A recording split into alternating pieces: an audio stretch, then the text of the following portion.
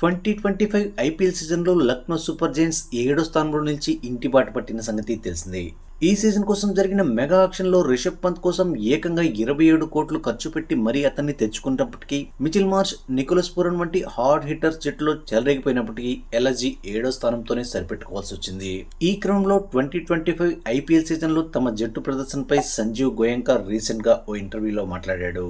ఈ సందర్భంగా తమ తొలి ఐపీఎల్ సీజన్ లో ఎల్ఎస్జీకి మెంటర్ గా పనిచేసిన గౌతమ్ గంభీర్ చెప్పిన ఒక సలహా లాస్ట్ సీజన్ లో నిజమైందని, అది మేనేజ్మెంట్ కు ఒక లెసన్ లాంటిదని సంజీవ్ గోయంకా తెలిపాడు.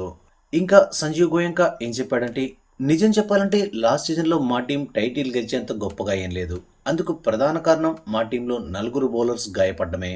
మా బ్యాటర్ల అద్భుతమైన ప్రదర్శనతో కొన్ని మ్యాచ్లైతే గెలవగలిగాం, కానీ సరైన బౌలింగ్ అటాక్ లేకపోవడంతో టైటిల్ గెలిచే స్థాయిలో ఆడలేకపోయాం. ఈ క్రమంలో గౌతమ్ గంభీర్ నాకు చెప్పిన ఒక సలహా నిజమైంది. అదేంటంటే, మా ఫస్ట్ సీజన్ లో గౌతమ్ గంభీర్ బ్యాటర్లతో 1-2 మ్యాచ్లు మాత్రమే గెలవగలమని, కానీ సరైన బౌలింగ్ అటాక్ లేకుండా టైటిల్ గెలవలేమని సూచించాడు.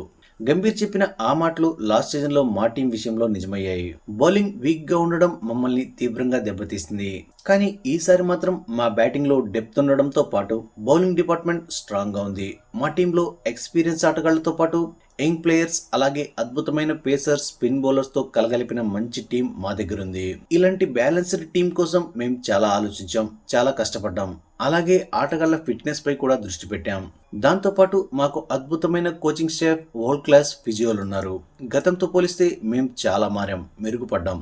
కాబట్టి ఇప్పుడు మేము చాలా నమ్మకంగా ఉన్నామని సంజీవ్ గోయంకా చెప్పుకొచ్చాడు.